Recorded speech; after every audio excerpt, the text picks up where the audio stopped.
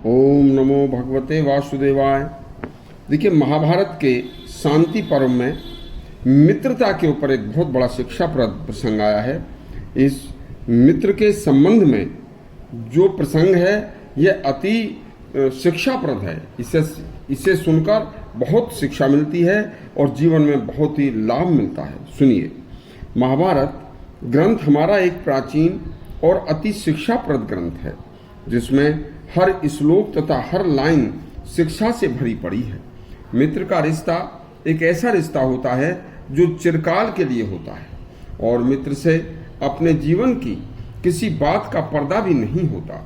मित्र की हर बात को जानता है, चाहे मित्र के गुण हों या मित्र के अवगुण हों, या कोई भी मित्र की कोई कमजोरी हो, वह सब मित्र जानता है।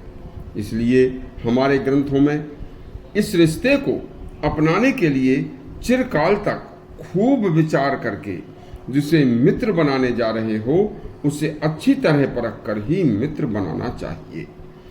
अब अपने खूब अच्छी तरह से परख कर आपने किसी व्यक्ति को अपना मित्र बना लिया तो फिर सहसा अचानक उसे छोड़ना नहीं चाहिए। यदि कभी ऐसे हालात या ऐसी परिस्थिति बन भी जाए कि मित्र को छोड़ने की नौबत आ जाए, तो उसे छोड़ने के बाद परिणाम क्या होगा, उस परिणाम के बारे में सोचना बड़ा जरूरी है। यह बात खूब अच्छी तरह से विचार करना चाहिए कि यह मित्र लंबे समय चिरकाल तक मेरे साथ रहा है, यह मुझ और मेरी समस्त गोपनीय बातों से परिचित है। इससे मित्रता तोड़ने से परिणाम मेरे अहित में भी हो सकते हैं।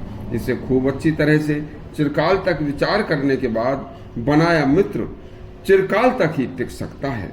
जैसे राग, द्वेष, दर्द, अभिमान, द्रोह, पापाचरण तथा किसी का अप्रिय न करने वाला प्रशंसा का पात्र मित्र जो होता है वह हमेशा प्रशंसा का ही पात्र होता है।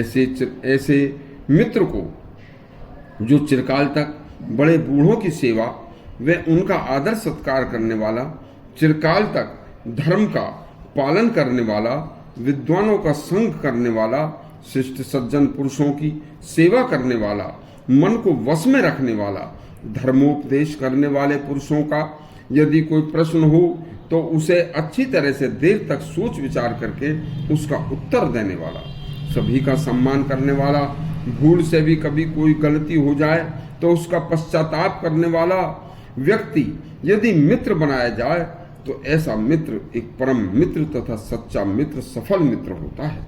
उसे कभी छोड़ना नहीं चाहिए, उसे कभी त्यागने की आवश्यकता नहीं पड़ती, और यदि कभी त्यागना भी पड़ जाए तो कोई दुष्परिणाम सामने नहीं आते।